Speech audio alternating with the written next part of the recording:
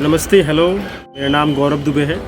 तो आज बेसिकली मैं बात करने वाला हूँ टीसीएस का इंटरव्यू प्रोसेस, कैसे वो लोग रिक्रूट करते हैं, पहला स्टेज क्या था, दूसरा स्टेज क्या था, इंटरव्यू कैसा हुआ, इस सब के बारे में बात करने वाला हूँ बेसिकली। ऑलराइट, मैंने स्टार में रखा हुआ है ये मेल्स जो टीसीएस से जो भी मेल्स आया था।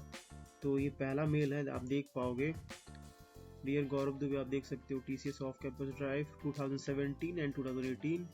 रिपोर्टिंग टाइम दिया हुआ 8, एग्जाम टाइम 9 से 10:30, वेन्यू दिया हुआ है block DN Bidhannagar salt lake Kolkata. हाँ, ये सब है टीसीएस का ऑफ कैंपस ड्राइव जो कि 2017 और 2018 बैच के लिए था। फिर मुझे सेकंड मेल आया, हॉल टिकट मैसेज आया था मुझे, आप देख पा रहे हो मेरे मेल पे। Right, dear TCS aspirant, greeting from Tata Consultancy Services, congratulations. We are happy to inform you that you have successfully cleared the first step of our selection process, TCS aptitude test conducted earlier this month, 27 December 2018. Time देख पा रहे हो 8, गीतांजलि ये सब था, ये सब है, देख पा रहे होगे आप। राइट,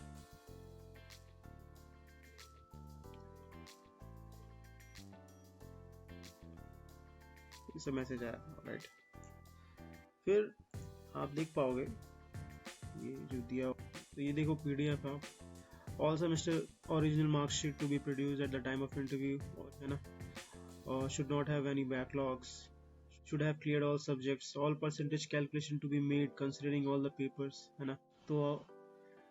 तो यहाँ पर आप देख रहे हो no rounding off percentage. For example, if the aggregate percent is 59.99, it should be mentioned as 59.99 only and not 60. Should have cleared all subjects, should not have more than 27 months of gap.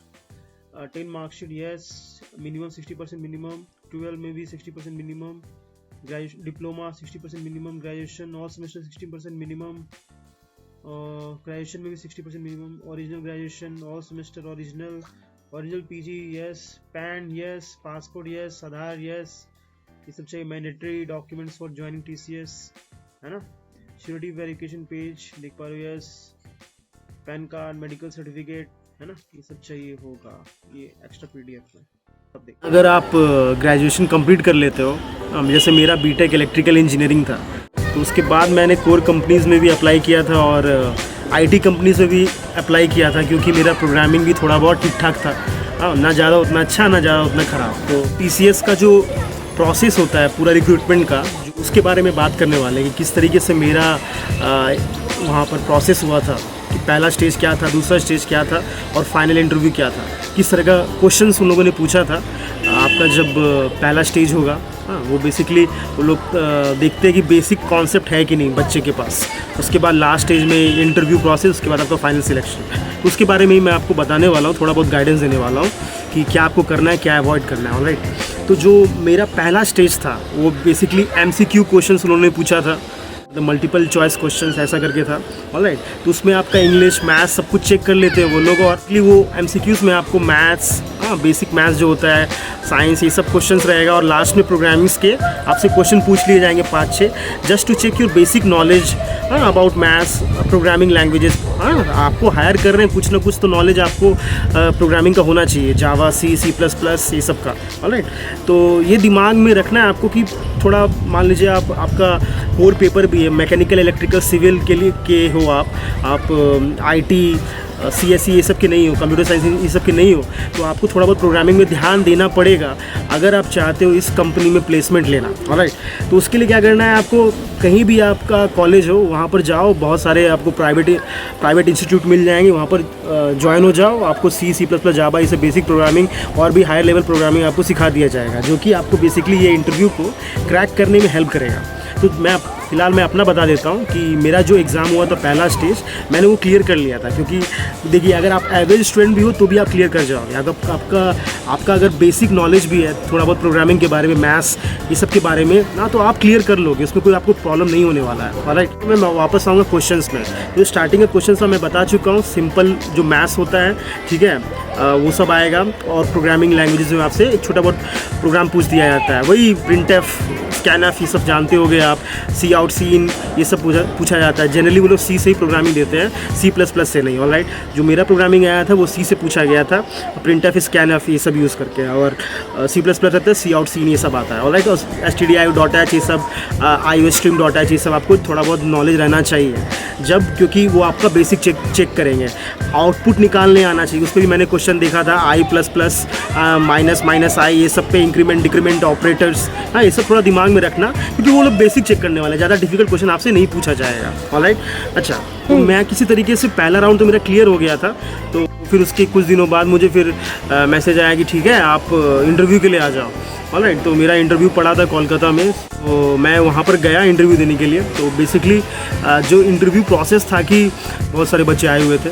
अच्छा, एक चीज़ दिमाग में रख लेना कि अगर आपका percentage गलती से भी 60% से थोड़ा कम होता है तो वो लोग डायरेक्ट छांट रहे थे। मैं खुद देखा ये चीज़ कि जब आप डॉक्यूमेंट्स वेरिफिकेशन के लिए जाओगे तो वहाँ पर हो रहा क्या था कि बहुत सारे ऐसे 3-4 बच्चों को मैंने देखा कि 59.9% भी आ रहा है, तो वो लोग बिल्कुल एकदम डिनाई कर दे रहे थे कि नहीं आप आगे नहीं जा सकते। उन लोगों को वापस घर भेज दिया जा रहा था। तो आप पहले से दिमाग में ये चीज़ रख लेना। अभी का मुझे पता नहीं कि उन लोगों का रिक्वायरमेंट क्या है, 60% से बढ़ा दिया गया या 60% की तक ही है, अभी तक मुझे नहीं पता। लेकिन अगर उस समय मेरे समय में था, जब मैंने 2-3 साल पहले ये इंटरव्यू दिया था, तो बेसिकली हुआ क्या उस समय कि जब मेरा बारी आया, मैं अंदर गया, वहाँ पर 3-4 लोग बैठे हुए थे। हाँ, और उन्होंने पहले स्टार्ट किया, ऐसा कुछ नहीं है कि आपसे पूरा जाते के साथ आपसे प्रोग्रामिंग लैंग्वेज कॉपी में लिखवाने लग जाएंगे। वहाँ पर बेसिकली जो लोग बैठे रहते हैं उनको नॉलेज होता है, आप किसी भी ब्रांच के हों, alright, mechanical, civil, electrical, MCA, BCA जो भी हो, आप उन लोगों को उतना नॉलेज होता है कि उन लोग आपसे क्वेश्चन पूछ सकते हैं। ऑलराइट, तो ये दिमाग में मत रखना कि मैं उन लोगों को थोड़ा मूर्ख बना दूँगा। ये लोग समझ जाएंगे कि आपको कितना नॉलेज है, कितना नॉलेज नहीं है।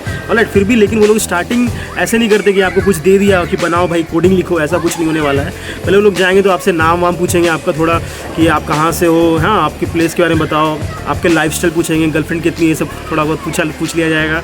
ऑलराइट, हंसी मजाक का इन्वायरमेंट रहता है। फिर धीरे धीरे थोड़ा वो लोग आपके बेसिक को चेक करते हैं। मतलब आप मान लीजिए आप बोलेगे, जैसे मेरा ब्रांच है इलेक्ट्रिकल इंजीनियरिंग, तो मुझसे इलेक्ट्रिकल पे क्वेश्चन पूछा गया था, मेरे कोर पेपर्स पे क्वेश्चन पूछा गया था। लेकिन उसके बाद उन लोगों ने धीरे धीरे अपना प्रोग्रामिंग लैंग्वेज के बारे में भी पूछना शुरू किया कि जावा, C++। मैं आपको बता चुका हूँ, आपको बेसिक नॉलेज होना चाहिए, कुछ भी पूछ सकते हैं। बेसिकली करना क्या है, आपको थोड़ा स्माइल रखना है, अपने पॉजिटिव रहना है, नर्वस नहीं होना कि हाथ काँप रहा है ऐसे करके, कि वो लोग समझ जाए कि आप बहुत नर्वस हो, क्योंकि वही क्वालिटी वो लोग देखते हैं कि आप में कितना कॉन्फिडेंस है। ऑलराइट, तो आपको वैसे ही डील करना है। आपको अपना बातचीत, जो भी आप बात कर रहे हो, पूरा कॉन्फिडेंस में आके बोलना है। ये नहीं कि पूरा कॉन्फिडेंस में आके गलत बात बोले जा रहे हो, पूछा कुछ और है, बता कुछ और रहे हो, तो ये मत करना। अगर नहीं आ रहा है तो थोड़ा स्मार्टली आपको रिप्लाई देना है ना, कि पता भी नहीं चले कि हाँ सर मुझे ये नॉलेज नहीं, लेकिन डायरेक्टली मुँह पे मत बोल देना। थोड़ा उसके बारे में कुछ तो बताना कि उन लोगों को लगे हाँ इस बंदे में कुछ तो बात है कि इसको लिया जा सकता है प्लेसमेंट के लिए। ऑलराइट, तो मेरा जो इंटरव्यू था, मैंने वैसे ही उन लोगों को रिप्लाई दिया। उन लोगों ने जो पूछा, बहुत सारे क्वेश्चंस मुझे आए, बहुत सारे मुझे क्वेश्चंस नहीं आए, लेकिन मैंने जवाब दिया उन लोगों को। उन्होंने पूछा जावा, C++ आपको आता है, मैंने बताया। फिर उससे कुछ क्वेश्चंस पूछा गया मुझसे, मैंने उसी तरीके से बताया, जितना मुझे नॉलेज था उस हिसाब से बताया। मेरे कोर पेपर से क्वेश्चन पूछा गया, मैंने उन लोगों को बताया उस चीज़ के बारे में। ये दिमाग में आप रखिएगा कि अगर आपको कोई क्वेश्चन नहीं आता है तो ज़बरदस्ती का रिप्लाई देने का ज़रूरत नहीं है। आप डायरेक्टली बोल सकते हो कि सर मेरा इसमें नॉलेज उतना नहीं है, लेकिन आपको अगर उसके बारे में थोड़ा सा भी नॉलेज है तो try to give the answer. Alright, कहीं ना कहीं मोड़ दो उस बात को। हो सकता है किसी और डायरेक्शन में वो क्वेश्चन चला जाए, तो आपसे कुछ और पूछने लग जाए जो आपको नॉलेज है। थोड़ा बहुत दिमाग यूज़ करना पड़ता है इंटरव्यू के समय में। ऑलराइट, मैंने खुद यूज़ नहीं किया था, लेकिन मैं आपको बता दे रहा हूँ। ऑलराइट, कि ये सब करना पड़ता है कि आपको रिप्लाई, आपको आंसर किस तरीके से देना है उन लोगों को, ताकि आप पॉजिटिव वे में उन लोगों की नज़र में रहें। अगर आप TCS के लिए सीरियस हैं तो उसके लिए प्रिपरेशन कीजिए, मैं बता चुका हूँ। इसके साथ मैं वीडियो ख़त्म कर रहा हूँ। आई होप आपको बहुत सारा हेल्प मिला होगा। ठीक है, ऑल द बेस्ट, और हंसते रहिए, पढ़ते रहिए, मस्त रहिए, जो भी काम कर रहे हैं वो करते रहिए, खुश रहिए, फैमिली को खुश रखिए, अपने आसपास के लोगों को खुश रखिए, एंजॉय कीजिए अपनी लाइफ को, और पॉजिटिव रहिए हमेशा लाइफ में। ठीक है, और प्रॉब्लम्स आते रहता है, प्रॉब्लम का डट के सामना कीजिए और आगे बढ़ते जाइए। इसी के साथ मैं वीडियो ख़त्म कर रहा हूँ। हाँ, आई होप आपको ये नॉलेज अच्छा लगा होगा। ठीक है, चलिए मिलते हैं फिर अगले वीडियो में। Thank you, love you all.